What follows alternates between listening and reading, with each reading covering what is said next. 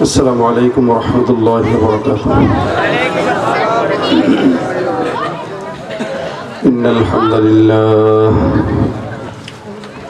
الحمد لله علي الذات عظيم الصفات سميع السمات كبير الشان جليل القدر رفيع الذكر مطاع الأمر جليل البرهان ونشهد أن لا إله إلا الله وحده لا شريك له ونشهد أن سيدنا وسندنا وحبيبنا وحبيب ربنا وطبيبنا وطبيب قلوبنا ومولانا محمدا عبده ورسوله صلى الله عليه وعلى آله وأصحابه وبارك وسلم تسليما كثيرا الذي أرسله الله تعالى بالحق بشيرا ونذيرا وداعيا إلى الله بإذنه وسراجا منيرا أما بعد فأعوذ بالله من الشيطان الرجيم بسم الله الرحمن الرحيم نون والقلم وما يسطرون ما أنت بنعمة ربك بمجنون وإن لك لأجرا غير ممنون وإنك لعلى خلق عظيم صدق الله مولانا العظيم قال النبي صلى الله عليه وسلم المرء مع من أحب أو كما قال عليه الصلاة والسلام সকলে জবান খুলে দরুদ শরীফ পড়ি আল্লাহুম্মা সাল্লি আলা মুহাম্মাদ ওয়া আলা আলি মুহাম্মাদ কামা সাল্লাইতা আলা ইব্রাহিম ওয়া আলা আলি ইব্রাহিম ইন্নাকা হামিদুম মাজিদ আল্লাহুম্মা বারিক আলা মুহাম্মাদ ওয়া আলা আলি মুহাম্মাদ كما باركت على إبراهيم وعلى آل إبراهيم إنك حميد مجيد زبان كل محبة সকলে একটু জিকির করি লা ইলাহা ইল্লাল্লাহ লা ইলাহা ইল্লাল্লাহ লা ইলাহা إلا الله لا إله إلا الله لا إله إلا الله لا إله إلا الله لا إله إلا الله لا إله إلا الله لا إله إلا الله محمد رسول الله صلى الله عليه وسلم الحمد لله চরসুঙ্গর মধ্যপাড়া যুব সমাজের উদ্যোগে আয়োজিত তৃতীয় বার্ষিক ওয়াজ মাহফিলের আজকের সম্মানিত দিনপ্রিয় ইসলাম প্রিয় ভাইরা পর্দার আড়ালে অবস্থানরত মা বোনেরা আল্লাহ পাকের দরবারে লাখো কোটি শুকর ও সুজুদ যে রব্বে কারীম দ্বীনি মজমায় আমাদেরকে বসার তৌফিক দিয়েছেন এই মতো শুকর আদায় করি সকলে বলি আলহামদুলিল্লাহ একটু জোরে বলেন আরেকবার পাশে কি কোনো মাহফিল গানের মাহফিল, গানের মাহফিল। গানের আওয়াজ যদি এরকম হয়, আমাদের আওয়াজ তাদের চেয়ে ডাবল হওয়া লাগবে। ঠিক আসতে কইলে হবে না, এমন আওয়াজ দিবেন যেন এগুলো ডিস্টার্ব ফিল করে। কথা কয় না কে? আপনারাও তাদের ভক্ত আছেন। আবার আপনাদের এই যে মানিকগঞ্জ এই সাইডে এখানে এই টাইপের বাউল টাউল থাকে না আশেপাশে? আপনাদের এই অঞ্চলের কথা জানি না, তবে আসার পরে তো পাইলাম প্রমাণ পাশেই। আপনাদেরকে অনেক অনেক শুকরিয়া যে আপনারা ওইটার মায়া ত্যাগ করে এখানে বসছেন। এখন যতক্ষণ আমরা থাকবো ডিস্টার্ব করতে হবে ওদেরকে। আসতে পারেন কেন এমন চিল্লাইবেন শেষ পর্যন্ত। কথা কয় না? পকেটে হাত রাইখা আর মাফলার গলায় পাশে ঠিক জোরে আওয়াজ আসার কথা না। হাত দুইটা উঁচা করেন, জবান খুলে নারায়ে তাকবীর, নারায়ে তাকবীর। আসবে বিজয় রক্ত আর জীবনের বিনিময়। কথা কয় না? আওয়াজ দিয়ে বলেন ঠিক কিনা? আসবে বিজয় রক্ত আর জীবনের বিনিময়। বিপ্লব মানে জীবন দেয়া বসে থাকা নয়, সে কোনদিন আসবে না রে করে যদি ভয়। আমার সঙ্গে সে কোনদিন আসবে না রে, সে কোনদিন আসবে না রে, সে কোনদিন আসবে না রে করে যদি। লড়াইয়ের ওই ময়দানেতে যদি তোমাকে হবে, প্রয়োজন সব রক্তটুকু জমিনেই ঢেলে দেব। ওই ময়দানেতে যদি তোমাকে হবে, প্রয়োজন সব রক্তটুকু জমিনেই ঢেলে দেব। তবুও তোমায় লড়তেই হবে, মানিবে না তোরা জয়। তবুও তোমায় লড়তেই হবে, মানিবে না তোরা জয়। বিপ্লব মানে জীবন দেয়া, সে কোনদিন, সে কোনদিন আসবে বিজয় রক্ত আর জীবনের বিনিময়। আসবে বিজয় জীবনের বিনিময়। বিপ্লব মানে জীবন দেয়া বসে থাকা, সে কোনদিন আসবে না রে করো যদি ভয়। বিপ্লব মানে জীবন দেয়া বসে থাকা নয়, সে কোনদিন আসবে না রে করো যদি ভয়। ঠিক কিনা? জবান খুলে বলেন ঠিক কিনা? আমরা ভয় করবো কাকে? প্রত্যেকটা ভাই বলবেন ভয় করবো কাকে? আল্লাহকে ভয় করে ওরা যদি শয়তানের কারণে আওয়াজ দিতে পারে, মাওলাকে ভয় করে মাওলার জন্য আওয়াজ দিতে তৈয়ার কারা কারা?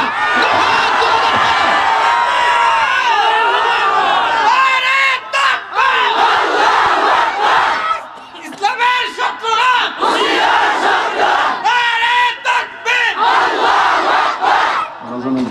কি জানি কি হইতেছে, কথা বোঝেন নাই? কথা কয় না, কথা বলা লাগে, কথা বোঝেন না? বুঝার সাথে সাথে টন টন করে বাঁচবেন। কথা বোঝে না কেন? কথা শোনার সাথে সাথে টন টন করে বাজা লাগবে। এমন আওয়াজ দিবেন যেগুলো ঘুমানোর চিন্তা করতেছে লুঙ্গি খুলে যাবে তোর মারে। কথা বলেন ঠিক কিনা? মুরব্বীরা পর্যন্ত এই সমস্ত গানের অনুষ্ঠানে গেলে একদম গরিব বাপরে বাপ টুপি মাথায় দিয়ে দেখে নাচে কি। বুড়ার বয়স 70, ওখানে গেলে সে 17 বছরের জওয়ান হয়ে যায়। কথা বললে কেন? এখলাসের সাথে টুপি মাথায় দিয়ে দেখে। এখলাসের সাথে কিছু মুরব্বী আছে এখলাসের সাথে ঘুষ খায়, এখলাসের সাথে সুদের টাকা নেয়, কারবারি করে, আছে না? একদম ঈমানের সাথে নামাজও পড়ে আবার সুদও খায়, নামাজও পড়ে ঘুষের টাকা টেবিলে নিচ দিয়ে খায় কি নাই? নামাজও পড়ে আবার গান বাজনার হইলে হলো তোর মানে এখলাসের সাথে ঈমানের পাওয়ার নিয়ে। কথা বলেন না কেন? এগুলো বললে গায়ে লাগে আপনাদের? আমাদের তো বুঝে শুনেই দাওয়াত দিচ্ছেন, বুঝে শুনে দিচ্ছেন না? একদম ছবি টাঙায় দিচ্ছেন একদম। বাপ রে বাপ, চিনবি না তোর বাপে চিনবে। কথা ঠিক না? ছবি টাঙায় দিচ্ছেন পুরা। জানেন তো আমি কি ধরনের কথা বলি। সুতরাং হকের আওয়াজ বলার জন্য আনছেন, হক কথাই বলবো ইনশাআল্লাহ। কোনো ভাইরে ভয় পাওয়ার সুযোগ নাই। হকের আওয়াজ যদি আপনার বাপের বিরুদ্ধে যায় ওটা সত্য, মানতে হবে, মানতে হবে। মুসলমানের রক্ত যদি আপনার গায়ে থাকে, হক কথা বলার পরে কারো দিলে খারাপ লাগলে মুসলমানের সন্তান হবে। হতে পারে না। সুতরাং একদিকে গান আরেকদিকে মাহফিল, জিতবে কোনটা বলেন আরো জোরে? একদিকে কোরআন একদিকে গান, জিতবে কোনটা? একদিকে শয়তান একদিকে হাদিস, জিতবে কোনটা? আল কোরআনের সৈনিক আমি, নেই তো কোনো ভয়, এক আল্লাহর গোলাম আমি, এই তো পরিচয়। কার গোলাম? এই পৃথিবীর সবই নকল, এই পৃথিবীর সবই নকল, আসল কিছুই নয়, এক আল্লাহর গোলাম আমি, এই তো পরিচয় আমার, এই তো পরিচয়। কোরআন হাদিস শাসনতন্ত্র রাসূল আমার নেতা, উৎসাহ আমার চির অম্লান ইতিহাসে মেরি গাথা। এক আল্লাহ ছাড়া আমার দিলে, এক আল্লাহ ছাড়া আমার দিলে নেই তো কারো ভয়, এক আল্লাহর গোলাম আমি, এই তো পরিচয় আমার, এই তো পরিচয়। আল কোরআনের সৈনিক আমি, নেই তো কোনো ভয়, এক আল্লাহর গোলাম আমি, এই তো পরিচয় আমার, এই তো পরিচয়। ঠিক না? আল্লাহর গোলাম আলহামদুলিল্লাহ। কার গোলাম? আল্লাহর গোলাম। এক নবীর উম্মত, এক আল্লাহর গোলাম। বলেন এক নবীর, এক আল্লাহ। এটা আমাদের পরিচয়, এটাই আমাদের পরিচয়। এই পরিচয় আমরা কি গর্ববোধ করি? করেন তো ইনশাআল্লাহ? ভাই এটা ছাড়া দ্বিতীয় কোনো পরিচয় নেই। দলের পরিচয়, নেতার পরিচয়, পীরের পরিচয়, এগুলো খাল্লি বাল্লি, এগুলোর চার আনার কোনো ভ্যালু নাই। আল্লাহ বলেন ইন্না খালাকনাকুম মিন যাকার ওয়া উনসা ওয়া জাআলনাকুম শুউবা ওয়া ক্বাবাইলা লিতাআরাফু। যা কিছু বলেন ভাই, আপনি কোন দল? অমুক দল। কোন বংশ? অমুক বংশ। বাড়ি কই? অমুক জায়গায়। জেলা কই? এই। এটা হলো পরিচিত হওয়ার জন্য, ভাব ধরার জন্য না। এটা কিসের জন্য? পরিচয় হওয়ার জন্য। কিন্তু আল্লাহ পাক বলেন আমার কাছে দাম কোনটা? ইন্না আকরামাকুম ইনদাল্লাহি আতকাকুম। যার ভিতরে তাকওয়া আছে আমার কাছে তারই দাম। সে দল করে, সরকারি দল, অমুক দল, তমুক দল, কোনো পাত্তা নাই যদি তাকওয়া না থাকে। আর তাকওয়া যদি থাকে কিচ্ছু করা লাগবে না, রিকশাওয়ালা তার দাম বেশি। কথা বলেন ঠিক কিনা? রিকশাওয়ালা, কৃষক, তার দাম বেশি যদি কি থাকে। এই জায়গায় এই যে ছোট ছোট বাচ্চাগুলো একটু আলাদা আলাদা করে বসান। বাবারা তোমরা উঠো, মাঝখান থেকে উঠো, উঠো, তুমি আসো, তুমি উঠো, তুমি উঠো, এখানে আসো, আসো। এবার ওই যে তুমি আর একটু চুল বড়, তুমি একটু ওদিকে যাও, পিছনে যাও, যাও পিছনে যাও, যাও আরো দূরে যাও, আরো দূরে যাও, 100 হাত দূরে থাকো। হ্যাঁ তুমি এদিকে আসো, এনে আসো, সামনে আসো, সামনে, সামনে থেকে দেখো আমার, আসো। এবার ওই মুরব্বী বাজার, আপনি এদিকে আসেন, আপনিও ফোলাবেন, আসেন, আসেন, এদিকে আসেন, এদিকে আসেন, উঠেন না, উঠেন, কষ্ট করে উঠেন না, এইখানে আসেন, সামনে আসেন, আসেন। লোক চিনি তো, বসেন। আপনার সামনে বয়ে আমার ডিস্টার্ব করবেন, আমি আপনার এত বড় সুন্দর মাহফিলটার ওয়াজ নষ্ট করবেন? বসেন কাকা, ভাগ্যিস যে আপনি গানের কনসার্টে যান নাই। আলহামদুলিল্লাহ, আল্লাহ আপনার হায়াত দেখ। একটু ওই আমার চোখে চোখে আসুন, এখানে থেকে বসেন, এখানে বসেন। আমি দুঃখিত আপনাকে নাড়াচাড়া করার জন্য। এবার বাজার এই সামনের ফাঁকা জায়গাটা পূরণ করেন, আসেন একটু সামনে আগে যান। সামনের ফাঁকা জায়গাগুলো পূরণ না করলে শয়তান বসবে আর খসাবে কিছুক্ষণ পর। তো বউ শুয়ে রয়েছে তোর জন্য, নতুন বউ, শীতের সময় না, ভাগ বাসায় যা। ওই সুযোগটা শয়তান আজকে দিবেন না, কি বলেন? এই যুবকরা আফসোস করে বলছে এই মাহফিল করতে নাকি অনেকে চায় না। ভাই চায় না কে? যে শয়তানের খেলাটা ভাই সে চায় না। কথা সত্য না? একটা দিনই বয়ান হোক, মাহফিল হোক, যুবকরা করতেছে, এদেরকে আরো সহযোগিতা করা দরকার। এদেরকে যারা খোঁচায় ওরা আবু জাহেলের খালাতো ভাই, ওদেরকে যারা ডিস্টার্ব করে ওরা শয়তানের খালাতো ভাই। এই কথায় কি কোনো আপনাদের দ্বিমত আছে? আমি যতক্ষণ থাকবো ডানে বামে সামনে পিছনে একটা মানুষ আওয়াজ বন্ধ করে থাকবেন না। যতক্ষণ আসি আমি কথা বলবো, আপনারাও কথা বলবেন। যদি আপনাদের আওয়াজ পছন্দ হয় এরকম ফাঁকে ফাঁকে গজল দিয়ে একটা হবে। আর যদি গজল শুনতে না চান, চুপচাপ বসে থাকলে আমি চুপচাপ আলোচনা করে চলে যাব। কারণ আপনারা কি ওপারে গানের আওয়াজের বিকল্প গজল শুনতে চান? তাহলে আমার সঙ্গে চিল্লাইতে হবে। পাগল আমি একলা হব না, আমনা করে নিয়ে হবো। কথা ঠিক আছে? আমার এখানে লাগাই দিয়ে আপনারা বসে বসে জিমাইবেন, অত সহজ না।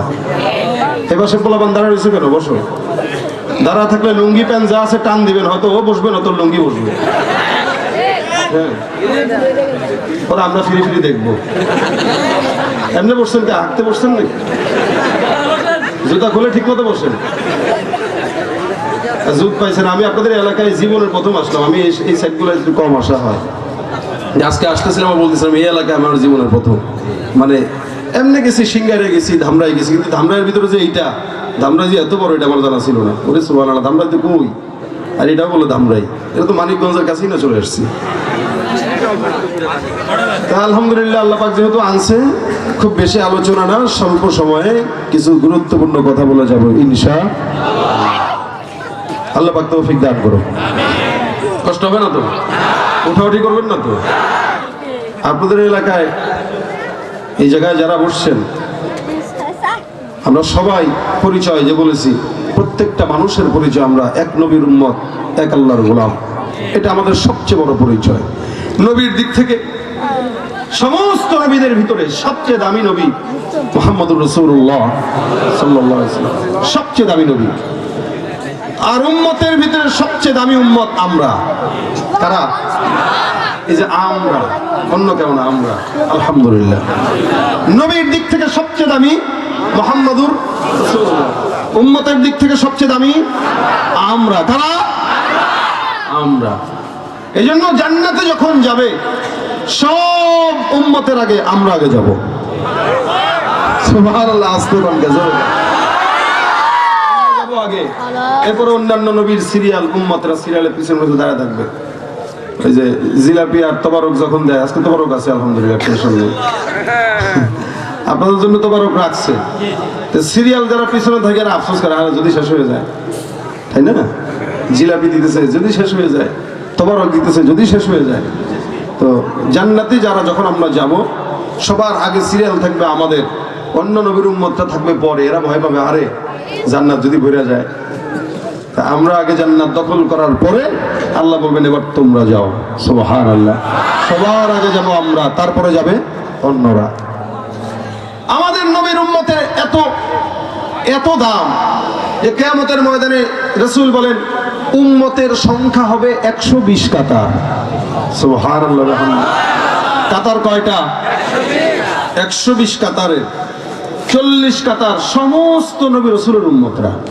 আদম থেকে ঈসা পর্যন্ত যত নবী আছে, সব নবীর উম্মতরা হবে কয় কাতার?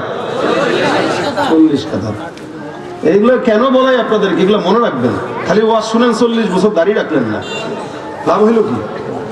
এজন্য মুযাকারা বলা হয় এটাকে। মুযাকারায় ফায়দা হয়, অজানা জিনিস জানা যায় আর আমলের জজবা বেড়ে যায়। মুযাকারা মানে বুঝেননি? উভয়ে দ্বীনি কিছু কথা বলার মাধ্যমে কি ফায়দা হয়? দুইটা। একটা হইলো অজানা জিনিস জানা হয়, আর 2 নম্বর হইলো আমলে জজবা বেড়ে যায়। তো বলেন উম্মতের সংখ্যা কত কাতার? 120। সব নবীর উম্মতের সংখ্যা হবে 40, আর শুধুমাত্র আমাদের নবীর উম্মতের সংখ্যা হবে 80। সাহাবা একদম হুজুর, এদেরকে বুঝবেন কেমনে, চিনবেন কেমনে, জান্নাতে ঢুকাইবেন কেমনে? মনে করেন আপনার উম্মতের বলতে গেছেন, তো ইব্রাহিম নবীর উম্মত খেস করে ঢুকে গেছে, বুঝতে পারে না? ডাকছে একটা, আরেকটা ঢুকে গেছে। হে মোহাম্মদ, এদিকে আরেক মোহাম্মদ গেছে, হে হলো অন্য নবীর উম্মত। রাসূল বলেন এত সহজ না, আমার উম্মতদেরকে চিনা যাবে, মুসলমান দেখলে চিনা যায়। এত সহজ না। মুসলমান নামাজের চিহ্ন থাকবে না, দাড়ি রাখবে না, সুন্নত মানবে না, সিগারেট টানবে, ইয়াবা খাবে। এত সহজ মুসলমান হওয়া? মুসলমানের চেহারা আলাদা, মুসলমানের সূরত আলাদা, উম্মতে মুহাম্মাদীর সূরতও থাকবে আলাদা। আল্লাহ নবী বলেন আমার উম্মতরা নামাজ পড়বে, রোজা রাখবে, আমার উম্মতরা ওযু করবে। ওই নামাজ আর ওযুর যে অঙ্গ প্রত্যঙ্গ আছে, এগুলো এমন ভাবে আলোকিত হবে যে আমি দেখলেই বুঝবো এরা আমার উম্মত। যাদের চেহারায় ওই আলোকিত দাগ থাকবে, তো আমি এদেরকে ধরে ধরে আসানের সাথে জান্নাতে পাঠায় দেব। চিন্তা করেন, এই নবীকে সারা দুনিয়ার মানুষ ভালো মনে করে নাই, ইহুদিরা খারাপ বলছে। একটা পর্যায়ে যে দুনিয়াতে সবাই সবাইকে মহব্বত করবে না, আমার এই কথা সবার পছন্দ হবে না, যদিও আমি কোরআন থেকে হাদিস থেকে বলবো। এরপরেও অনেকের ভাল লাগবে না। কেন লাগবে না? কারণ ওর দিলে সমস্যা। কি বলেন? দিলে সমস্যা হইলে ভাই, মানে রুচিতে সমস্যা হইলে ভালো মজার খাবার মজা লাগে না। ঈমানের সমস্যা হইলে কোরআনের কথা মজা লাগে না। রাসূল সাল্লাল্লাহু আলাইহি ওয়াসাল্লামকে 40 বছর পর্যন্ত সবাই আলামিন বলতো, বিশ্বস্ত। বিশ্বস্ততার প্রতি এত দাম, এত মহব্বত, এত ভালোবাসা, এত প্রেম।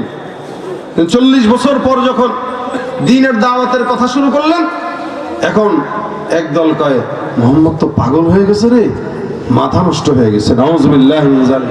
কেন মাথা নষ্ট হয়েছে? কেন? এতদিন ভালো ভালো কথা বলতো, এখন কেমন কেমন যেন করে। বলে কি বলে? আমাদের ধর্মের বিরুদ্ধে কথা বলে, নতুন নতুন ধর্মের কথা বলে। কি বলে আল্লাহ আছে, কি বলে সে বলে নবী। ক্বালু মা লিহাযার রাসূল ইয়াকুলুত তাআম ওয়া ইয়ামশি ফিল আসওয়াক। এটা কেমন নবী? বাজারে যায়, বিয়ে শাদী করে, খাবার দাবার খায়। আরে নবী বানাবে এরকম যার খাবার দরকার নাই, বিয়ে দরকার নাই, অথবা বানাইলেও আমাদের মতো ধনী কাউকে বানাবে। ওরা মনে করছে ধনীগিরি দিয়া নবুয়তি পাওয়া যায়। ভাই মনে রাখবেন, এদেশে যারা নমিনেশন কিনেছে টাকা দিয়ে কিনেছে, তো টাকা দিয়ে নমিনেশন কিনতে পাওয়া যায়, কিন্তু হুজুর হওয়া যায় না। আপনারা যদি কেউ বলে আপনাদের মসজিদে ভাই আমি প্রত্যেক মাসে আপনারে 50,000 টাকা করে দেব, দাড়ি নাই, সিগারেট টানে, কোরআন তেলাওয়াত জানে না, তারে কি ইমাম রাখবেন আপনারা? 50,000 1 লাখ দিলেও রাখবেন? আপনারা কি বলেন কয় কিরে? নামাজ কালাম নাই, রোজা নাই, পর্দা পুশিদা নাই, সিগারেট টানে, দিন বুঝে না, হে বলে ইমাম। 1 লাখ টাকা, 5 লাখ টাকা দিলেও তো তোর ইমাম রাখবো না।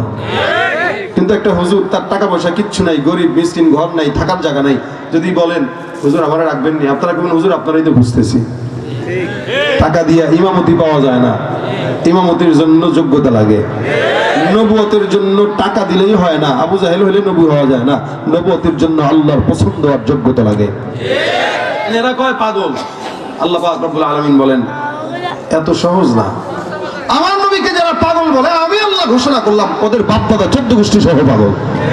আবু জাহেল পাগল, উতবা পাগল, আবু লাহাব পাগল, মুহাম্মদ পাগল না। আল্লাহ পাক গোটা আসমান, জমিন, পাহাড়, পর্বত, গ্রহ, নক্ষত্র সবকিছুর কসম খেয়ে ফেললেন। আল্লাহ সূরা বানালেন নুনুল কলামি ওয়া মা ইয়াসতুরুন। আল্লাহ বলেন কলমের কসম। সূরার নাম সূরাতুল কলম, কলমের কসম। বলে কলমটা কোনটা? হাদিসে রাসূল বলেন ইন্না আউওয়ালা মা খালাকাল্লাহুল কলম সুম্মা ক্বালা লাহু উকতুব ফাজারা ফি তিলকা সাআতি কাইনুন ইলা ইয়াউমিল কিয়ামাহ। আমার আল্লাহ পাক রব্বুল আলামিনের হাবিব বলেন আসমান আর জমিন সৃষ্টি করার 50,000 বছর আগে আল্লাহ পাক রব্বুল আলামিন সর্বপ্রথম একটা কলম বানান। এই আসমান হয় নাই, জমিন হয় নাই, পাহাড় হয় নাই, সমুদ্র হয় নাই। সব কিছু সৃষ্টি করার আগে আল্লাহ পাক কি বানাইছেন? বলে কলম বানাইলেন। আল্লাহ নবী বলেন কলম বানানোর পর আল্লাহ পাক রব্বুল আলামিন কলমকে বললেন কলম লেখো। কলম লিখলো। কিয়ামত পর্যন্ত কতগুলা মানুষ আসবে, তাদের নাম কি হবে, তাদের তাকদীরে কি থাকবে, কোন বান্দা কোন জায়গায় যাবে, কি খাবে, কখন কোথায় যাবে। আজকের এই মজমায় আমি যে আপনাদের সামনে বয়ান করতে আসলাম, এটাও তাকদীরে আল্লাহ পাক আসমান জমিন বানানোর আগেই লিখে রেখেছেন। এই আসমান জমিনে কতবার সূর্য উঠবে, কতবার চন্দ্র উঠবে, সব কিছু আল্লাহ পাক রব্বুল আলামিন কলম বানায়া এটাকে দিয়ে লেখায় রে। তারপরে কলমকে আল্লাহ পাক রব্বুল আলামিন লিপিবদ্ধ করার পর আল্লাহ পাক বলেন কলম লেখা বন্ধ করে দাও। হে মুসলমান, কলম লেখা বন্ধ করে দিল। আল্লাহ পাক বলেন ওই কলমের কসম যেই কলম আসমানের কথা লিখছে, ওয়াল কলামি ওয়া মা ইয়াসতুরুন। কলমের কসম, কলম যা যা লিখলো তার কসম। আসমানের কথা কলম লিখলো, আসমানের কসম। জমিনের কথা কলম লিখলো, জমিনের কসম। পাহাড়ের কথা কলম লিখলো, পাহাড়ের কসম। যত মাখলুকাতের কথা কলম লিখলো, সব মাখলুকাতের কসম। আল্লাহ পাক এত এত কসম কেন খাইলেন? বলে অন্যান্য সময় এক একটা জিনিসের কসম খান। কখনো ওয়াশ-শামসি ওয়া দুহাহা, কখনো ওয়াল-লাইলি ইযা ইয়াগশা, কখনো ওয়াল-আদিয়াতি দবহা, কখনো ওয়াদ-দুহা ওয়াল-লাইলি ইযা সাজা। এক এক সময় এক একটা জিনিসের কসম খায়। আমার আল্লাহ পাক একবারে সারা পৃথিবীর কসম খায় নাই। এই জায়গাটা আল্লাহ পাক রব্বুল আলামিন গোটা আসমান আর জমিনের কসম কেন খাইলেন জানেন? আল্লাহ পাক রব্বুল আলামিন বলেন আসমান আর জমিনের কসম খাওয়ার মধ্যে অন্যতম কারণ হলো যেহেতু আমার পয়গম্বর মুহাম্মদুর রাসূলুল্লাহ সাল্লাল্লাহু আলাইহি সাল্লামকে পাগল বলেছে, আমি আল্লাহ ওই পাগল বলার জবাবে আমি রব্বুল আলামিন ওই গোটা দুনিয়ার কসম খেয়ে বললাম আমার নবী পাগল না, যারা আমার নবীকে পাগল বলে তারাই হলো পাগল। ওয়াল কলামি ওয়া মা ইয়াসতুরুন, আমার আল্লাহ ডাক দিয়া বলেন কলমের কসম, কলম যা যা লিখলো তার কসম, মা আনতা বিনিআমাতি রাব্বিকা বিমাজনুন। আল্লাহ পাক রব্বুল আলামিন বলেন আল্লাহর দয়ায় রহমতে আপনি পাগল না, যদি আপনি পাগল হতেন এত নিয়ামত আপনাকে দিতাম না। হে মুসলমান, আল্লাহ পাক পরবর্তী আয়াতে বলেন ওয়া ইন্না লাকা লাআজরান গায়রা মামনুন, নিরবিচ্ছিন্ন নিয়ামতের অধিকারী আমি আপনি মুহাম্মদকে বানাইলাম। সুবহানাল্লাহ। যে নিয়ামতের শুরু আছে শেষ নাই, আল্লাহর নবী দুনিয়াতে আগমনের আগ থেকেই নিয়ামত, এমন নিয়ামত আল্লাহ পাক রব্বুল আলামিন নবীকে দিলেন যে নিয়ামতের শুরু আছে শেষ নাই। নিয়ামতের কারণে জমিনে আসমানে আল্লাহ পাক সমস্ত কিছু সজ্জিত করলেন। নবী কোন জায়গায় যাবেন, কেমনে আসবেন, কোন জায়গায় হবে, কি নাম হবে, মায়ের নাম, বাবার নাম, নিয়ামত দিতে যায় সব কিছু আল্লাহ পাক পূর্ববর্তী কিতাবগুলোতে বর্ণনা করে জানায় দিয়েছেন। এ মুসলমান, নিয়ামত আল্লাহ পাক রব্বুল আলামিন কেমন দিলেন? আমেনা বলেন মুহাম্মদ এত বরকতি সন্তান, যেই সন্তানটা মামার পেটের মধ্যে গর্ভের মধ্যে যখন আসে, জমিনের ভিতরে যত সন্তান জন্মগ্রহণ করলো প্রত্যেকটা মা সন্তানকে পেটের মধ্যে নেওয়ার পর সন্তানের গর্ভে আসার পর মায়ের কষ্ট হয়, পেট ব্যথা, বমি বমি ভাব। আমেনা ডাক দিয়া বলে মুহাম্মদ যখন আমার গর্ভের মধ্যে ছিল একদম দুনিয়াতে আগমন পর্যন্ত আল্লাহর কসম আমি বুঝি নাই আমার গর্ভে সন্তান আছে। সুবহানাল্লাহ। গর্ভের কষ্ট কি এটা আমি বুঝি নাই। অন্যান্যরা দুনিয়াতে আসছে যেভাবে আল্লাহ পাক আনেন সেইভাবে, কিন্তু মুহাম্মদ আলাদাভাবে আসছে।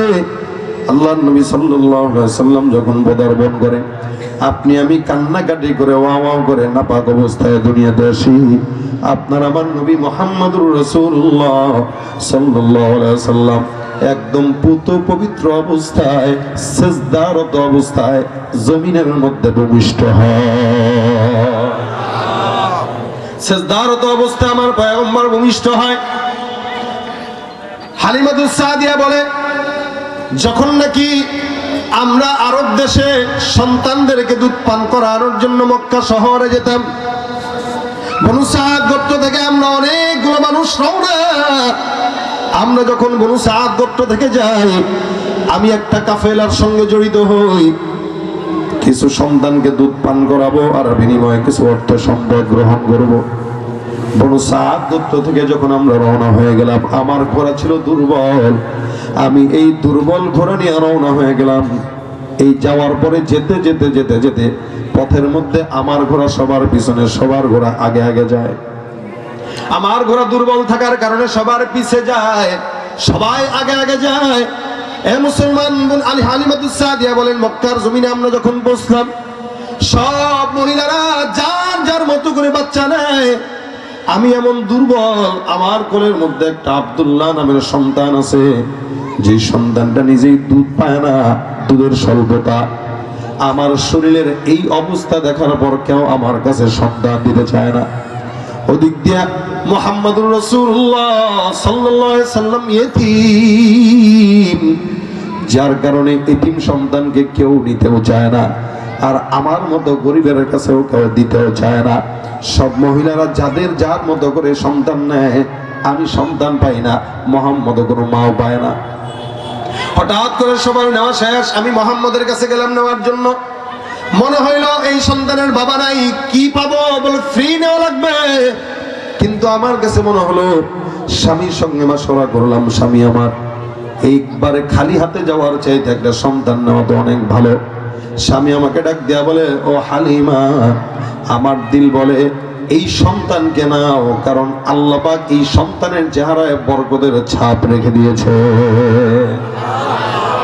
আমি মুহাম্মদুর রাসূলুল্লাহ সাল্লাল্লাহু আলাইহি সাল্লামকে নিলাম।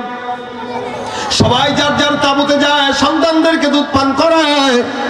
এই দুধ পান করানোর বিনিময়ে অর্থ সম্পদ দিবে। আমাকে একদম ফ্রি সার্ভিস হিসেবে মোহাম্মদকে আমার কোলের মধ্যে মোহাম্মদের দাদা বুঝাইয়া দেয়। আমি কি করব? কিন্তু যখন তাঁবুর মধ্যে চলে আসলাম, আল্লাহর কসম করে বলি, যেই সন্তান আব্দুল্লাহ পর্যন্ত দুধ পায় না, মোহাম্মদ যখন আমার স্তনে মুখ লাগাইলো, আল্লাহর কসম আমার 2 স্তন দুধে ভরপুর হয়ে গেল। আব্দুল্লাহ আমার দুধ পান করে, মোহাম্মদ আমার দুধ পান করে। আমি যেই বাহনটা নিয়ে আসলাম, এই যেই বাহনটা ছিল দুর্বল, এই বাহনটা এখন হয়ে গেল সবল। আল্লাহর কসম, যেই উটনি আনলাম, ওই উটনির ভিতরে দুধ ছিল একদম কম, উটনির স্তন ছিল শুকনা। মোহাম্মদ আমার তাঁবুতে আসার সঙ্গে সঙ্গে আমার উটনির স্তনগুলো দুধে দুধে ভরপুর হয়ে গেল। সবাই ডান থেকে বাম থেকে আমার দিকে তাকায়। এরে, এই হালিমাতুস সাদিয়া তো একটু আগেও এমন ছিল, তার কোলের সন্তান পর্যন্ত দুধ পাচ্ছিল না, কিন্তু এমন কোন সন্তান কোলের মধ্যে নিল যেই সন্তানের বরকতে নিজের সন্তানও দুধ খায়, ওই সন্তানও দুধ পান করে, তার উটের স্তনের মধ্যেও দুধ ভরপুর, তার বাহনটার মধ্যেও অনেক জোশ চলে আসছে। সুবহানাল্লাহ। হালিমাতুস সাদিয়া বলে, আমি বুঝলাম না কি হলে কি হয়ে গেল। পরের দিন যখন কাফেলা রওনা হয়ে গেল আমাদের বনু সাদ গোত্রের দিকে, আমরা সবাই যাই, সবাই যার যার মতো করে আস্তে আস্তে আগায়। আমি তাকায় দেখলাম আমার কাছে যে বাহন ছিল দুর্বল, আমার বাহনটা সবার বাহনকে পিছনে ফেলে সামনের দিকে জোর কদমে আগানো শুরু করে দিয়েছে। আমরা চলে গেলাম। হালিমাতুস সাদিয়া বলেন, ঘরের ভিতরে আনলাম, যেই জায়গায় দেখায় ওই জায়গায় দেখি বরকতময়। বনু সাদ গোত্রে যাওয়ার পর সব ছাগলরা মরুভূমির মধ্যে ছাগল চরানোর জন্য যায়। কারো ছাগল খাবার পায় না, ঘাস পায় না, সকালবেলা খালি পেটে যায়, বিকেল বেলা খালি পেটেই ফিরে।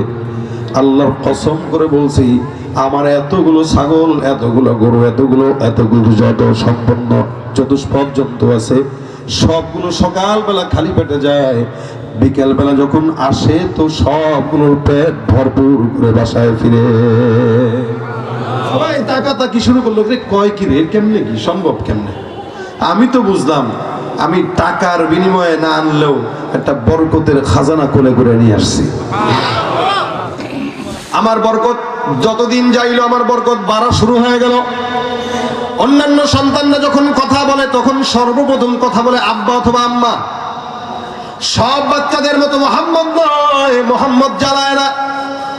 যখন নাকি মোহাম্মদ কথা বলা শুরু করলো, অন্যান্য সন্তানরা মা অথবা বাবা বলে ডাক দেয়।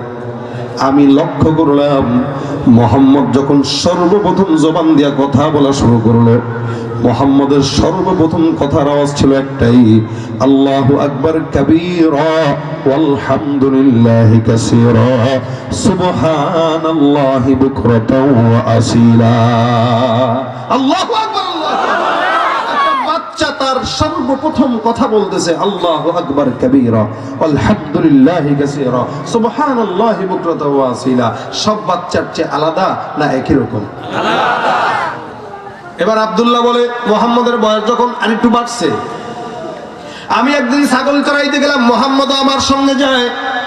হঠাৎ করে তাকায় দেখলাম মোহাম্মদ গাছের নিচে বসা। আমি ছাগলগুলো চড়ানোর জন্য দৌড়ে গেলাম। খুব বুঝবেন, মোহাম্মদ বসা, মাত্র বয়স তার অল্প 3-4 বছর বা কাছাকাছি। এমন সময়ে হঠাৎ করে তাকায় দেখলাম মোহাম্মদকে কোন এক আল্লাহর বান্দা আসলো, গাছের নিচে শোয়া তার একটা চাকু দিয়া তার সিনাটা কেটে ফেললো।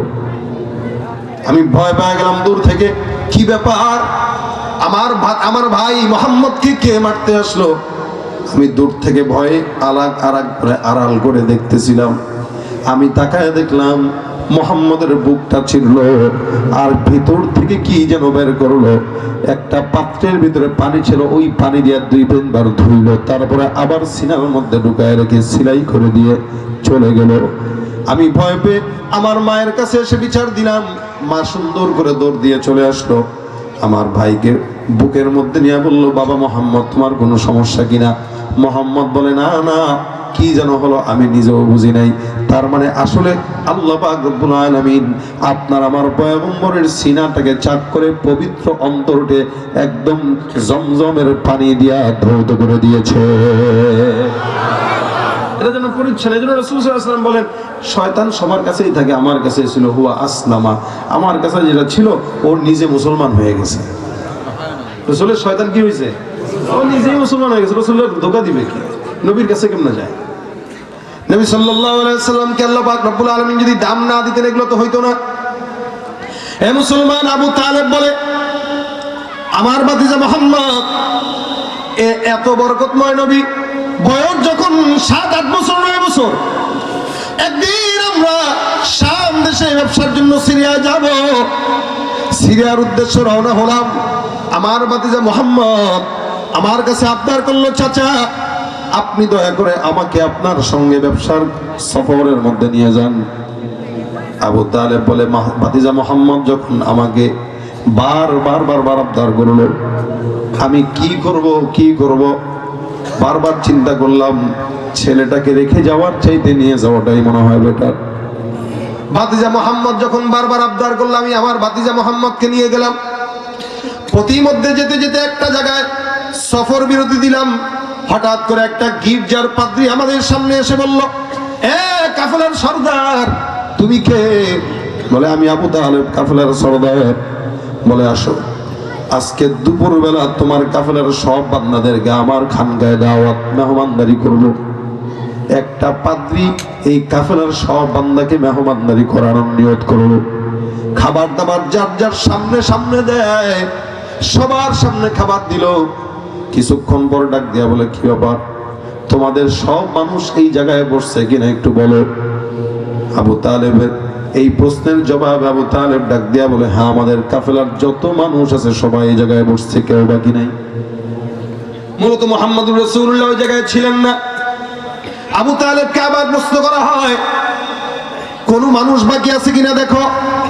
আল্লাহর নবীর চাচা ডাক দিয়া বলে, কোনো মানুষ বাকি নাই, তোমার কোনো বলার কিছু আছে কিনা আমার কাছে বলো। বলে না, আমার কাছে মনে হয় একজন বাকি। ভালো করে তাকায় দেখে মুহাম্মদ একটা গাছের নিচে সুন্দর করে বসে আছে চুপচাপ। পাদ্রী ডাক দিয়া বলে, ওই যে বাচ্চাটা এখনো বসে নাই, ওই বাচ্চাকে ডাক দাও, তাকে নিয়েও বসাও।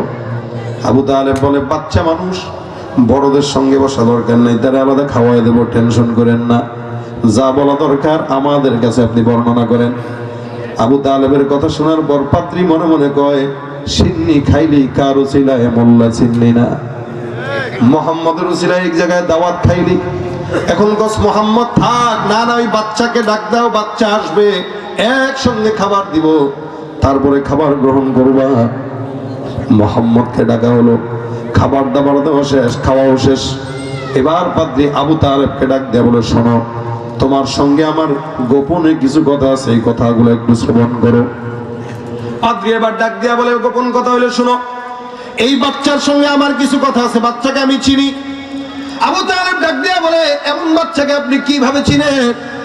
এবার পাদ্রী ডাক দেয়া বলে, এই বাচ্চাকে আমি দেখেছি মনে হয় কোথাও। আবু তালেব বলে, তাকে কোনো জায়গায় দেখার মতো কোনো সুযোগ নেই। না না, আমার কাছে বড় পরিচিত লাগে, এই বাচ্চার নামটা কি বলো তো? আবু তালেব বলে, এই বাচ্চার নাম হলো মুহাম্মদ। এর আগে মুহাম্মদ নামে একজন বা দুইজনের নামের বর্ণনা পাওয়া যায়, তবুও দুর্বল, দুই একজন ছিল, এছাড়া কেউ ছিল না। বাকি মুহাম্মদ নাম আল্লাহ পাক স্বপ্নে দেখায় রাখাইছেন। সুবহানাল্লাহ, প্রশংসিত প্রশংসিত। এখন তো গোটা দুনিয়ার সব মুসলমানের নামের শুরুতে কি? আবু জাহেল, আবু লাহাব কম চালাকি করে নাই নাম মিশায় দেওয়া, কিন্তু গোটা দুনিয়ার সব মুসলমানের নামের শুরুতে মুহাম্মদ আছে। কারো নাম আসেনি আবু জাহেল? আপনাদের বাপ দাদার কারো নাম আছে না? দেখেন না, একটু ভালো মতো মনে করে যে বাপ দাদার নাম যদি কন যে আমার দাদার নাম বা বাবার নাম আছে, ভাই আপনারা মাইসে আবু জাহেলের বংশ করে বলবে। আবু জাহেল নাম মিটাই দিতে চাইছে, পারে নাই। আজকে সে আবু জাহেলের ঠিকানাও নাই, বাপ দাদা 14 গোষ্ঠী কেউ নাই, কিন্তু মুহাম্মদের নাম প্রত্যেকটা মানুষের মুখে মুখে অন্তরে অন্তরে আছে না ভাই? আবু জাহেলের বাসা পর্যন্ত এখন হাজিদের টয়লেট হয়ে গেছে। হ্যাঁ, হাজি সাহেবরা যাওয়ার পরে আগে খুঁজে ওর বাসাটা কই, কোথায় নিয়ে একটু হাই গেল। যারা গেছেন এটা জানেন। আমি 3-4 বছর আগে একবার হারাম থেকে তাওয়াফ শেষ করে আমি বের হইতেছি মাতাফ থেকে, এক মুরব্বিরে দেখি এমনি পেটে হাত দিয়ে দৌড়াইতেছে। তা আমারে দেখে বাসান বাসান আবু জাহেলের বাসা কই, আবু জাহেলের বাসাটা কোন দিকে? আমি বলছি আচ্ছা এইভাবে আবু জাহেলের বাসা খুঁজতেছেন কি আপনি পায়খানা করবেন? হয়তো চাপ ধরছে, নিয়ত করছি ওর বাসায় আগে পায়খানা করবো তারপর অন্য টয়লেটে করবো। জানি সোজা যায় বাসা আছে, যত মন চায় ইখলাসের সাথে টাইম নিয়ে করবেন, বেরোবেন না সহজে। আবু জাহেলের বাসায় এখন হাজী সাহেবরা পায়খানা করে, আর যে মোহাম্মদকে তারা গালিগালাজ করেছে ওই মোহাম্মদের নাম এখন মালায় গলায় মালা দিয়ে রেখে দেয়। সুবহানাল্লাহ। মোহাম্মদের নাম জপেছিলি বুলবুলি তুই আগে, তাই কি রে তোর কণ্ঠের গান এমন মধুর লাগে ওরে, এমন মধুর লাগে। মজা লাগে কি লাগে না? প্রত্যেকটা মানুষের মনে মনে মোহাম্মদ, মুখে মুখে মোহাম্মদ, জপে জপে মোহাম্মদ। আবু তালেব ডাক দিয়া বলে আমার এই বাচ্চার নাম মোহাম্মদ। পাদ্রী ডাক দিয়া বলে আপনার বাচ্চার নাম মোহাম্মদ। তুমি শুনেন আরেকটা কথা। বলে কি কথা? বাবারে তোমার নাম মোহাম্মদ, একটা প্রশ্ন করি, মাইন্ড করো না, তুমি কেমনে ঘুমাও? আবু তালেব ঘুমায় কেমনে? আবার মানুষ সবাই ঘুমায়। না না না, আপনার ঘুমা তার ঘুম এক না। সুবহানাল্লাহ। কেমনে ঘুমায় এটা আমার একটু জানা দরকার। ভাই কেন রে ভাই এই প্রশ্ন? এটা ছোট বাচ্চার সাথে এত কিসের প্রশ্ন? এই বাচ্চার ঘুমটাও আমার পরিচিত। বলে কেমনে? এই বাবা তুমি বলো তো কেমনে ঘুমাও? আমি যখন ঘুমাই আল্লাহর নামে ডান কাত হয়ে ঘুমাই। জোরে কোন নামে আছে বাবা? এবার পাদ্রী ডাক দিয়া আরো কিছু প্রশ্ন করবো। তুমি লাত উজ্জার কসম খেয়ে বলো সত্য বলবা। কার কসম? লাত উজ্জা। আল্লাহ বলেন আফারাআইতুমুল লাতা ওয়াল উজ্জা। আগের কালের এই সমস্ত ইহুদি নাসারারা লাত উজ্জার কসম খাইতো। মুহাম্মদ ডাক দিয়া বলে শুনেন, আমাকে লাত উজ্জার কসম খাওয়ায়েন না, আমি আল্লাহর কসম ছাড়া কারো কসম মুখ দিয়ে উচ্চারণ করি না। বুঝা হয়ে গেছে, আমার আর কোনো বুঝার দরকার নাই, সব মিলে গেছে। আবু তালেব কি মিলাইতেছেন? আমি তো কিছু বুঝতেছি না। বুঝবেন না, বুঝার ক্ষমতা আপনার নাই, থাকলে এই জায়গায় আনতেন না। সুবহানাল্লাহ। থাকলে এই জায়গায় আনতেন না, আপনার বুঝার ক্ষমতা নাই, এই কারণে আপনি তারা নিয়ে আসছেন। আরো অনেকগুলো প্রশ্ন করার পর এবার পাদ্রী ডাক দিয়া বলে মুহাম্মদ আমি তোমার পিঠটা একটু দেখতে চাই। আল্লাহর নবী ডাক দিয়া বলে পিঠ দেখবেন? আবু তালেব বলে খবরদার, বাচ্চা মানুষকে জ্বালাতন করেন না। পাদ্রী ডাক দিয়া বলে দেখতে দাও। আমি তার পিঠটা দেখবো একটা জিনিস মিলানোর জন্য। মোহাম্মদ কয় কাকা যা দেখতে চায় দেখতে দেন। পাদ্রীর কথা শোনার পর মোহাম্মদ সুন্দর করে পিঠের থেকে চাদর সরায় দেয়। আল্লাহু আকবার। পিঠের থেকে চাদর যখন সরায়, পাদ্রী তাকায় দেখে মুহাম্মদের দুই গাদের মাঝখানে মোহরে নবুয়তের সিল মোহর লাগানো। সুন্দর করে মোহরে নবুয়তের সিল মোহরে একটা চুমা খায় বসলো। এই মোহরে নবুয়তের সিল, আল্লাহু আকবার, এটা আমার কাছে অনেক পরিচিত। এই বাচ্চা আমার কাছে পরিচিত। আমার কাছে এই বাচ্চাটার সব কিছু বোঝা হয়ে গেছে। এবার পাদ্রী ডাক দিয়া বলে আবু তালেব তুমি বলো এই বাচ্চাটাকে। আবু তালেব বলে আমার সন্তান। পাদ্রী ডাক দিয়া বলে না না, এটা জিন্দেগিতেও তোমার সন্তান হতে পারে না। এই বাচ্চার যত কিছু মিলাইলাম সব কিছু অনুযায়ী বলা যায় এই বাচ্চার বাবার নাম আবু তালেব নয়, তার বাবার নাম হবে মুহাম্মদ বিন আব্দুল্লাহ। আল্লাহু আকবার। जहाँ तक है रुबूबियत खुदा की, वहाँ तक है रिसालत मुस्तफा की, वहाँ तक है रिसालत मुस्तफा की। আসমান আর জমিন আর পাহাড় পর্বতের মালিক যদি হয় আল্লাহ, এই আসমান আর জমিনের নবী হলেন মুহাম্মদুর রাসূলুল্লাহ। এই সমস্ত আসমান আর জমিনে যত জায়গায় আমার মাওলার রুবুবিয়ত আছে, সব জায়গায় আমার পয়গম্বরের নবুবিয়ত আছে। সুবহানাল্লাহ। এই জন্য আল্লাহ বলেন ওমা আরসালনাকা ইল্লা রাহমাতাল লিল আলামিন। আমার পয়গম্বরকে আমি সারা জমিনের জন্য রহমত বানাইলাম। পাগল যদি হইতো রহমত বানাইতাম না। পাদ্রী এবার ডাক দেয়া বলে আবু তালেব তোমার সন্তান নয়। আবু তালেব বলে হ্যাঁ তুমি ধরেছো, ও আমার সন্তান নয়, কিন্তু সন্তানের চেয়েও কম নয়, তার বাবা মারা গেছে, যার কারণে আমি তার বাবা, আমি তার চাচা। পাদ্রী ডাক দেয়া বলে আল্লাহর কসম এ লোক সাধারণ কোন লোক নয়। এ আবু তালেব, আমি বললাম তুমি তাড়াতাড়ি তারে মক্কার মধ্যে পাঠায় দাও। এটা সাধারণ কোনো বাচ্চা নয়, এই হলো আখিরি নবী মুহাম্মদুর রাসূলুল্লাহ। সুবহানাল্লাহ। আবু তালেব ডাক দেয়া বলে আপনি কেমনে বুঝলেন? বলে বুঝবো না কিভাবে? আল্লাহ পাক রব্বুল আলামিন পূর্ববর্তী কিতাবগুলোতে উল্লেখ করেছেন। শুধু এটা নয়, নবী কোন জায়গায় হিজরত করবেন, নবী কোন জায়গায় যাবেন, নাম কি, বাবার নাম কি, বিবির নাম কি, মায়ের নাম কি, সব কিছু আল্লাহ পাক রব্বুল আলামিন পূর্ববর্তী কিতাবে বর্ণনা করেছেন, যাতে করে উম্মতের জন্য চিন্তে কোনো কষ্ট না হয়। এ মুসলমান, নবী তখনও নবী হয় নাই। এটার আরেকটা ঘটনা বললে আপনারা বুঝবেন। আবু বকর সিদ্দিক রাদিয়াল্লাহু তাআলা আনহু শামে একবার গেলেন ব্যবসা করার জন্য। শাম দেশে ব্যবসা করার জন্য যায়। ওখানে যাওয়ার পর হঠাৎ করে রাত্রিবেলা একদিন ঘুমায়। ঘুমের ভিতরে স্বপ্ন দেখে আসমান থেকে পূর্ণিমার চাঁদ আবু বকরের কোলে হাজির।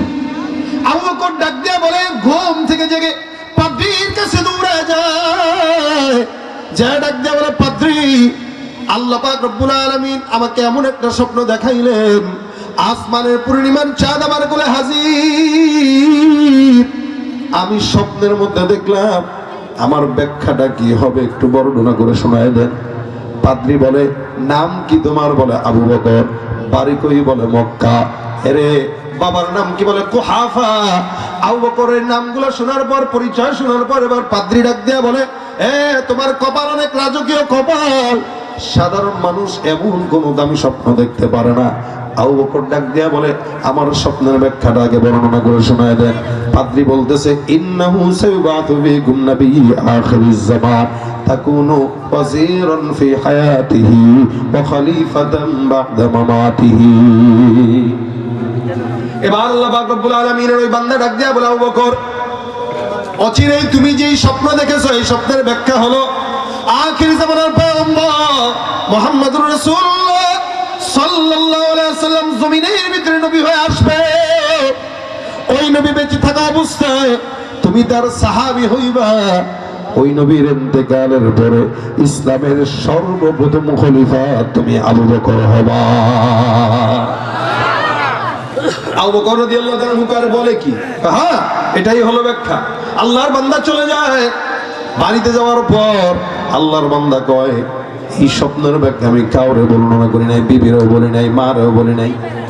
কিছুদিন পর আখির নবী মুহাম্মদুর রাসূলুল্লাহ নিজেকে নবী বলে স্বীকার করলেন। সবাই কানে কানে কানে কানে পাগল বলে আমার কাছে তো দলিল আছে যে সে নবী হবে। দৌড় দিয়ে তা মুহাম্মদের ঘরে যায়। আল্লাহর নবী আর আবু বকর 2 বছরের ছোট বড়। যে ডাক দিয়া বলে মুহাম্মদ বন্ধু আমার, বলে বলো, শুনলাম তুমি নাকি নিজেকে নবী বলে স্বীকার করেছো। আল্লাহর নবী ডাক দিয়া বলে হ্যাঁ, আল্লাহ পাক রব্বুল আলামিন আমাকে নবুয়ত দান করেছেন। আবু বকর ডাক দিয়া বলে মুহাম্মদ, যদি তুমি নবী হও তোমার নবুয়তের দলিলটা আমাকে দাও, দলিল ছাড়া তোমাকে নবী বলে স্বীকার করব না। আবু বকর সিদ্দিক রাদিয়াল্লাহু তাআলা আনহু বলেন দলিল দাও। মুহাম্মদ ডাক দিয়া বলে দলিল যদি দেই মানবা কিনা বলো। আবু বকর বলে 100% মানবো। আল্লাহর নবী ডাক দিয়া বলে আদ-দালিলু আলা মা আদঈ রুইয়াকা আল্লাতী রাআইতাহা বিশ-শাম। হে আবু বকর, আমার নবুয়তের দলিল হলো তুমি শাম দেশে গেলে ব্যবসার জন্য, ওইখানে যা ঘুমের ভিতরে স্বপ্ন দেখলা আসমান থেকে পূর্ণিমার চাঁদ তোমার কোলে হাজির। আমার নবুয়তের দলিল হইল তোমার শাম দেশে ঘুমে দেখার স্বপ্নের ব্যাখ্যা।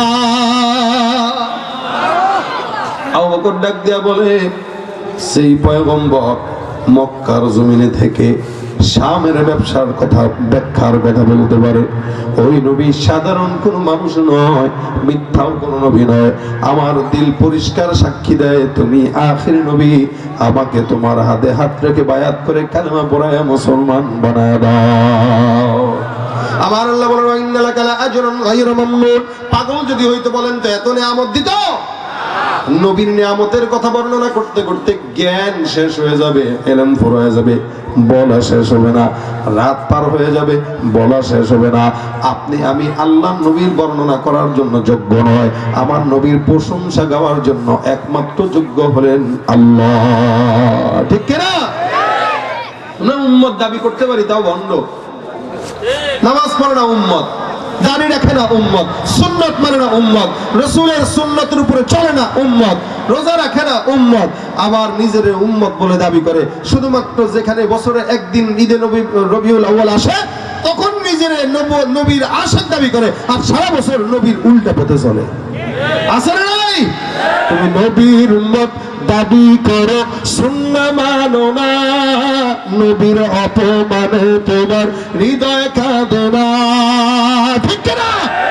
নবীর উম্মত দাবি করো, সুন্নাহ মানো না, নবীর অপমানে তোমার হৃদয় কাঁদে না। তুমি বিজাতীয় সংস্কৃতিতে সপেছ পরাণ, তুমি বিজাতীয় সংস্কৃতিতে সপেছ পরাণ। তুমি কেমন মুসলমান, তুমি কেমন মুসলমান? নামাজের সাথে নাই পরিচয়, মানো না কোরআন, তুমি কেমন মুসলমান? ঠিক কিনা? নবীর উম্মত দাবি করলে দাবির নাম না মানার নাম? মানার নাম। যে উম্মত হবে ও দাবি করা লাগবে না, চেহারা দেখলে বোঝা যাবে সে উম্মত। কথা বলে না? চেহারা দেখলে বোঝা যায় কে নবীর উম্মত। চেহারায় লেখা থাকে নূর দিয়া, চেহারায় বোঝা যায় রাসূলের আখলাক দিয়া আর আদর্শ দিয়া। এজন্য আল্লাহ বলেন পাগল না, ওয়া ইন্নালাকা লাআজরুন গায়রা মামনুন। পাগল না, নিয়ামত দিলাম তবে কি? আল্লাহ বলেন ইন্নাকা লাআলা খুলুকিন আযীম। আপনাকে আমি সর্বোত্তম আখলাক ওয়ালা বানাইলাম। সুবহানাল্লাহ। ভাই আখলাক তিন প্রকার। কয় প্রকার? তিন প্রকার। একটা খুলুকে হাসান, একটা খুলুকে করিম, একটা খুলুকে আযীম। খুলুকে হাসান, আপনাকে কেউ আঘাত দিল, আপনি একটা আঘাত দিয়ে দিলেন, সুদবাদ জিন্দাবাদ। ঘুষি দিয়েছে, আপনিও ঘুষি দিয়ে দিলেন। খুলুকে করিম, কেউ আপনার আঘাত দিল, আপনি কিচ্ছু বললেন না, থাকগা। ধাক্কা দিল, থাকগা। খুলুকে আযীম হইল, আপনারা কেউ ঘুষি দিল, আপনি হাতটা ধরে চুমা খেয়ে বললেন ভাই আপনি কি হাতে ব্যথা পাইছেন? সুবহানাল্লাহ। আল্লাহ পাক নবীকে খুলুকে আযীম দিবেন, মানে এই আখলাক দিবেন, কেউ মারলেও হেদায়েতের দোয়া করত। যদি খুলুকে আযীম ওলা না হইতো তো তায়েফবাসীদেরকে বদদোয়া দিয়া উল্টায় ফেলতো। এই পর্যন্ত আমাদের আশা লাগতো।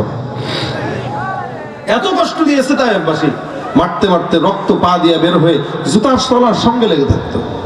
জিবরিল আমিন এসে বলছেন ইয়া রাসূলুল্লাহ, একবারের জন্য খালি আপনি বলেন এই পাহাড় উল্টায় দেব, আপনি খালি বলবেন, আমার ডানা দিয়া একটা ইঙ্গিত দিলেই শেষ হয়ে যাবে। রাসূল বলেন আল্লাহুম্মা হদি কওমি। আল্লাহ এরা তো বুঝে না, এরা তো জানে না, এরা বুঝতেছে না, যার কারণে আমারে মারতেছে, কিন্তু এরা বুঝবে ইনশাআল্লাহ। এবং আমি বিশ্বাস করি এরা আমাকে না মানলেও এদের সন্তানরা আমার জন্য জীবন দিবে ইনশাআল্লাহ। তুমি হেদায়েতের দোয়া করছো। নবী সেদিন হেদায়েতের দোয়া করার কারণে আজকে আমরা নবীর জন্য জীবন দিতে রাজি হয়ে যাই। নাকি আপনারা রাজি না? রাজি আছেন কারা কারা? হাত তুলে দেখালেন। নারায়ে তাকবীর। আল্লাহ কবুল করে বলেন আমিন। এটাই সেদিন দোয়ার বরকত। নবী দোয়া করছেন বরকত। আল্লাহর হাবিব একদিন ঘুমায় রয়েছেন, দেখেন রাসূল একদিন যুদ্ধের ময়দান থেকে কোন জায়গায় যাচ্ছিলেন, যেতে যেতে হঠাৎ করে এক জায়গায় ক্লান্ত সাহাবা একদম বসা, রাসূল শুইছেন, তরবারিটা গাছের সঙ্গে ঝুলাইয়া তারপরে শুইছেন। এক কাফের অনেক দিন ধরে অপেক্ষায় ছিল নবীকে আঘাত দিবে। এই আল্লাহর বান্দা গেছে, তরবারিটা নিয়ে রাসূলের বুকের উপরে বসছে। রাসূল তো শুয়ে রয়েছে, বুকের উপরে বসে তরবারি এই গলার সাথে লাগাইছে, লাগায় বলতেছে মাইয়ামনাউকা মিন্নি ইয়া মুহাম্মদ। এই আমার হাত থেকে কে বাঁচাবে? ধরে ফেলছি, বুকের উপরে উঠছি, চাকু লাগাই দিছি, বলো কে বাঁচাবে এখন তোমাকে? অনেক পালায় পালায় ছিলা, আজকে ধরা খাইছো চান্দ। রাসূল বলেন আল্লাহ। কে? আল্লাহ। কিচ্ছু বললেন না, খালি বললেন আল্লাহ। সাহাবী কয় রে কয় কি, এই কাফের কয় রে বলে কি? আমি তার বুকের উপরে ছুরিও লাগাইলাম গলায়, দেখো আল্লাহ বাঁচাইবো। এই রাগ উঠে গেছে, কয় মাইয়াম নাও কামিননি, বলো কে বাঁচাবে আমার হাত থেকে? রাসূল কয় আল্লাহ।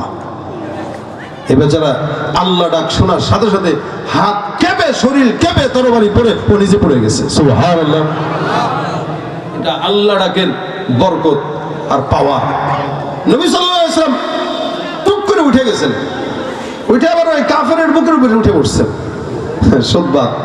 এবার বসে বলতেছেন মাইয়াম নাউকা মিন্নি, ওর ডায়লগ করে দিতেছে, তা এবার তোরে কে বাঁচাবে? কাফের তলে শুয়ে শুয়ে বলে মোহাম্মদ তুমি ছাড়া কেউ বাঁচাবে না, ভাই প্লিজ দয়া করে আমার মাইরো না, জিন্দেগিতে তোমার বিরোধিতা করবো না। এক সাহাবী